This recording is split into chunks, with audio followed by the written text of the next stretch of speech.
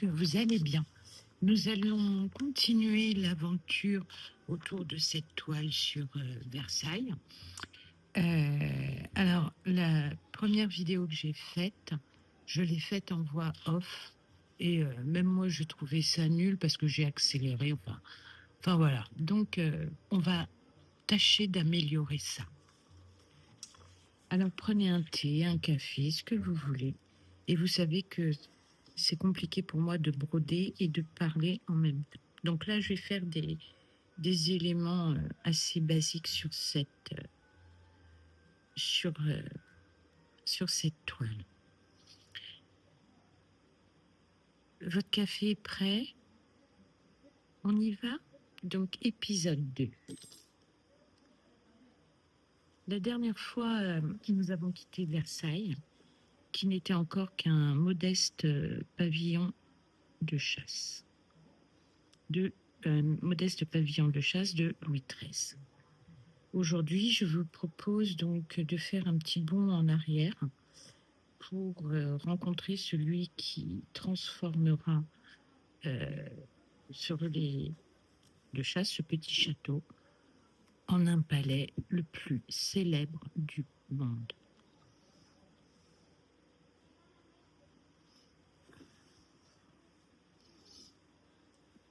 Alors, avant d'être le roi Soleil, avant le faste de Versailles, avant les perruques, avant l'excès,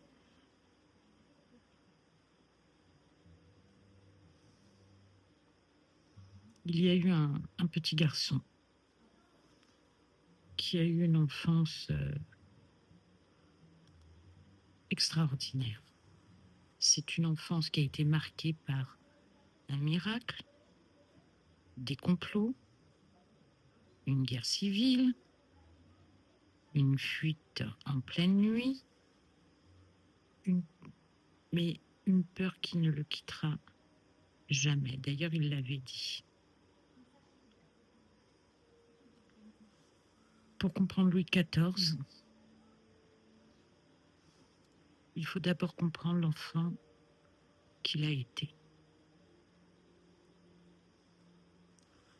Alors, lorsque Louis XIII épouse Anne d'Autriche, en 1615, bien naturellement, toute la France attend un héritier, c'est-à-dire un dauphin.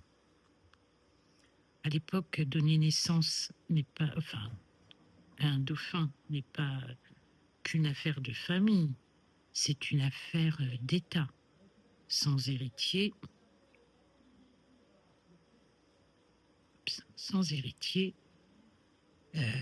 c'est tout le royaume qui risque de sombrer dans une nouvelle guerre de succession. Et les années passent. 1 an, 5 ans, 10 ans, 15 ans, 20 ans. Et les courtisans commencent à murmurer. Certains pensent que le mariage est maudit, d'autres que la reine est stérile, et d'autres encore considèrent que c'est Dieu qui punit tout le royaume. En réalité, le couple est un couple très clairement dysfonctionnel.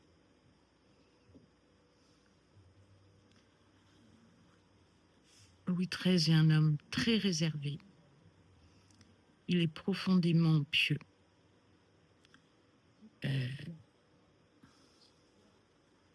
Il est très maladroit dans ses relations, humaines. Certains pensent qu'il est homosexuel. Quant à Anne d'Autriche, c'est une infante d'Espagne, contrairement à son nom, Anne d'Autriche. Non, elle vient d'Espagne.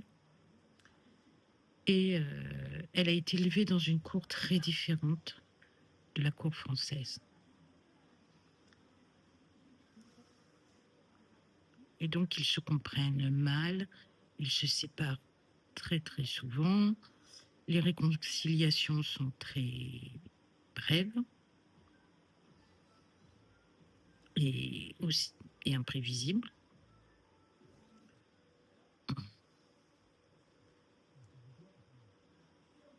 Et pourtant, pendant plus de 22 ans, aucun enfant ne vient assurer la succession et la continuité de la dynastie. Et puis survient une soirée restée très célèbre. Je crois que vous en avez déjà tous entendu parler. C'est en 1637. Le roi revient de Saint-Maur.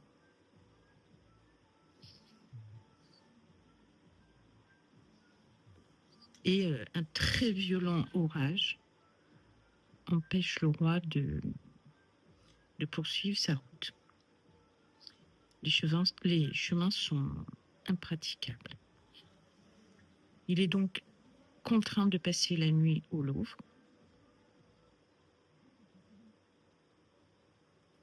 Ups. Donc il est contraint de passer sa nuit au Louvre, où séjourne justement la reine. Les époux ont partagé une nuit véritablement ensemble. Et quelques semaines plus tard, Anne d'Autriche informe qu'elle est enceinte. Enfin, elle annonce, parce que c'est des effets d'annonce, c'est pas informer, c'est une annonce.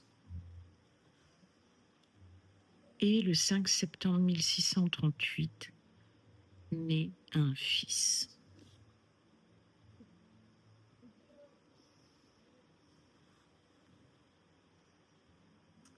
Et là, le royaume explose de joie. Les cloches sonnent dans toutes les villes. On organise des processions. Des feux de joie illuminent les places. Des tédéums sont donnés dans les églises. Et on baptise cet enfant. Et il va s'appeler Louis Dieudonné de Bourbon. Et donc, ce prénom n'a rien d'un hasard. Pour beaucoup, cet enfant est un cadeau divin. Et 2 ans plus tard, naît son frère Philippe, qu'on va connaître sous le nom de Monsieur, futur duc d'Orléans. Les 2 garçons grandissent ensemble. Et comme Louis XIII a connu avec son père Henri IV, la famille royale est assez proche de ses enfants. Ils sont très fameux. Mais entre Philippe et Louis, fatalement, les destins sont différents. Et tout ça commence par l'éducation.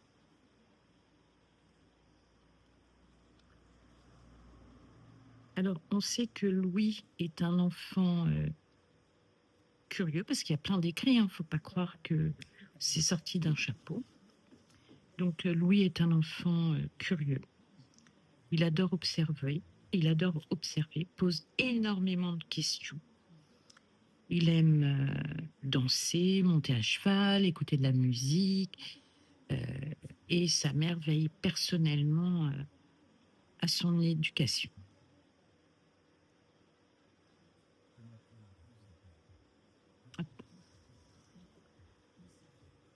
Et contrairement à certaines idées reçues, Anne d'Autriche est une mère extrêmement attentive. Elle embrasse très souvent son fils, enfin ses enfants, et prie avec lui, cherche à le protéger. Enfin voilà, c'est une mère attentive.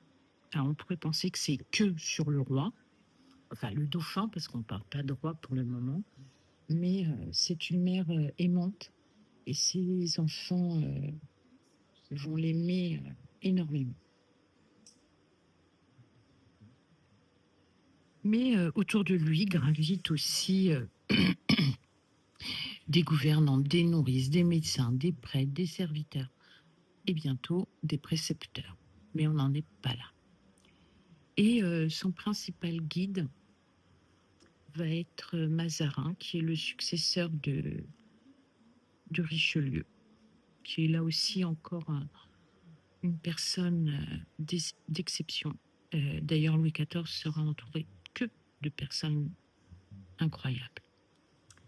Bref, donc, il est un petit peu un précepteur, si l'on peut dire, mais le lien que Mazarin et Louis Dieudonné auront, c'est un père quand Louis XIII mourra.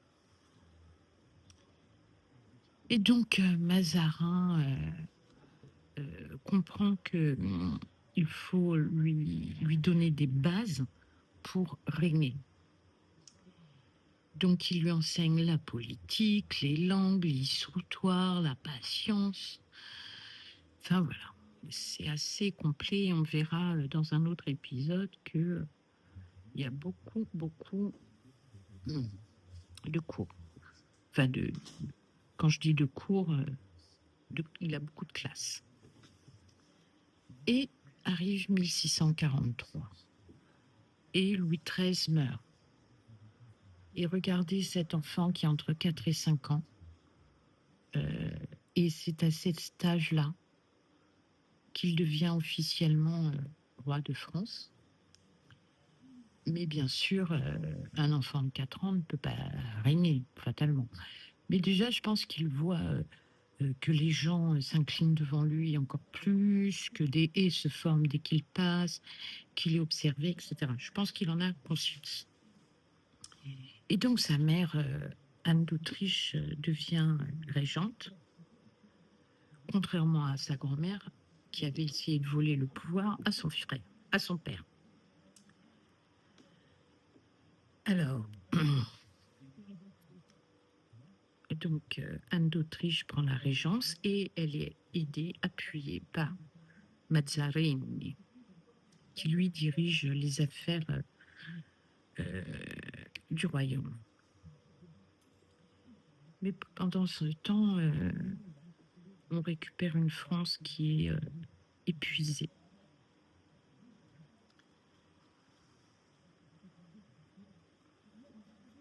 Mazarin est très clairement détesté. Les impôts augmentent, les guerres coûtent une fortune, le peuple souffre, les grands seigneurs estiment avoir perdu trop de pouvoir, et tout cela, à un moment donné, ça va exploser. Et là, nous sommes en 1648, et Louis a, qu'on peut appeler Louis le XIVe, a une dizaine d'années. Et Paris se soulève. Le Parlement refuse certaines décisions royales, et très vite, les princes prennent les armes. Et c'est ce qu'on appellera la Fronde. D'ailleurs, il y a eu 2 frondes. La Fronde des princes et la Fronde parlementaire.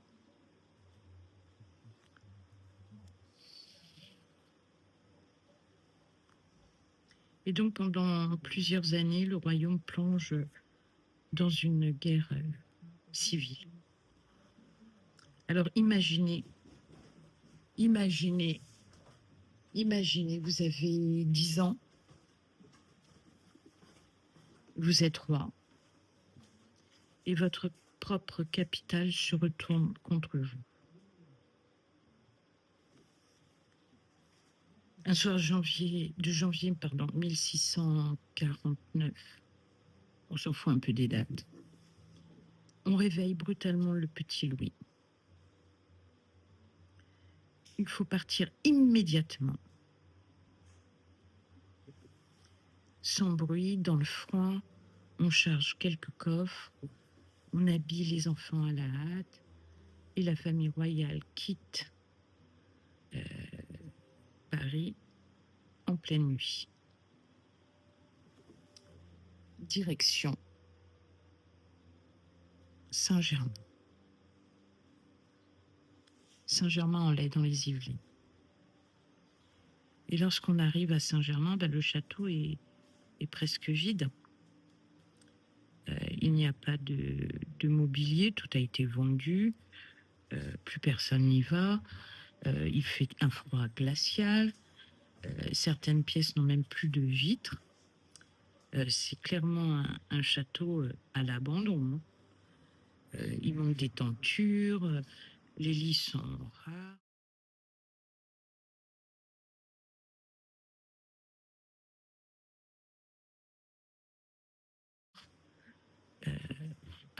Les lits sont rares. Et le futur roi Soleil dort parfois dans des conditions très, très éloignées de l'image que nous avons sur Versailles. Et pendant ce temps, Paris est en ébullition. Les rebelles contrôlent la ville. Le jeune roi comprend une chose essentielle.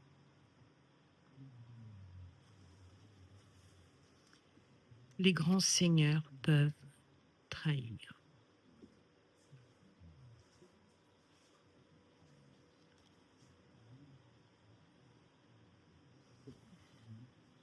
Les grands seigneurs peuvent trahir, la capitale peut se retourner contre son souverain, le pouvoir peut disparaître du jour au lendemain.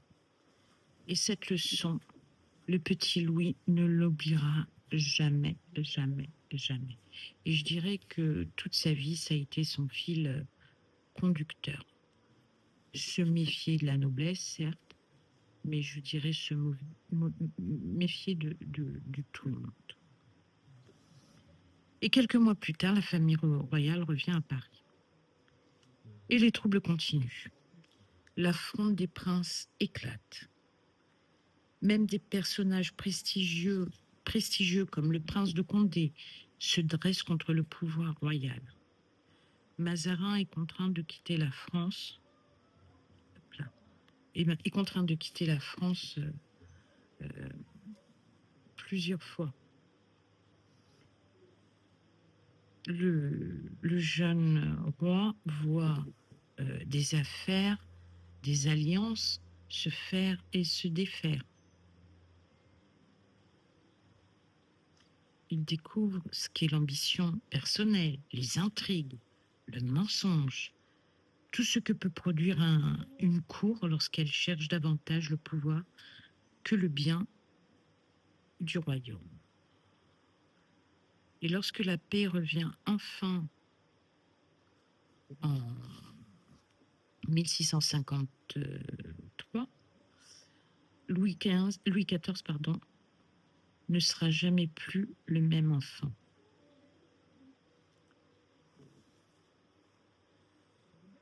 Il a compris que l'autorité devait être respectée, que les nobles devaient être occupés, qu'un roi devait toujours rester au centre de tout. Et ses idées ne le quitteront jamais. Quelques années plus tard, lorsqu'il choisit d'agrandir Versailles, ce n'est pas seulement pour le plaisir d'habiter un beau château. C'est aussi une manière de garder les grands seigneurs près de lui, loin des révoltes parisiennes, et puis de les contrôler tout simplement. Et donc Versailles devient un immense théâtre politique. Le lever du roi, chaque lever du roi d'ailleurs, chaque repas, chaque promenade, chaque invitation, tout aura un sens. Tout servira à renforcer l'autorité royale. Et lorsque l'on connaît l'enfance de Louis XIV, on comprend beaucoup mieux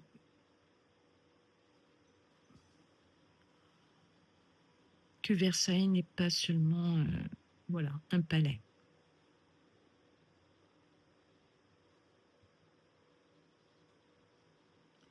C'est une réponse d'un homme qui, enfant, avait appris combien le pouvoir peut être fragile.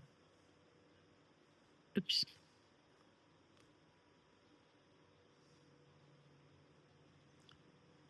Et Il a vécu une humiliation terrible et on peut dire qu'il est,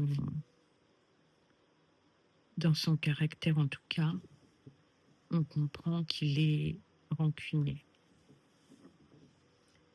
Dans notre prochain épisode, nous verrons comment un jeune roi de 22 ans décide de gouverner seul après la mort du regretté Mazarin.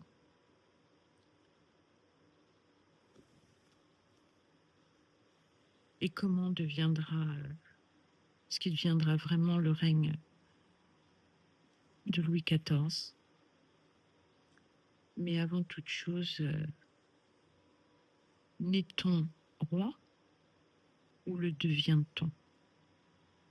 On essaiera de répondre à cette question en abordant un peu plus l'éducation de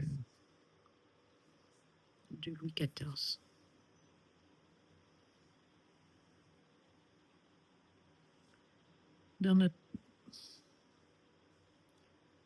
Je vous dis à très bientôt pour une prochaine vidéo où nous continuerons à découvrir ensemble les coulisses du grand siècle. Prenez soin de vous, prenez soin de ceux que vous aimez et à très bientôt pour une prochaine vidéo. Bye bye.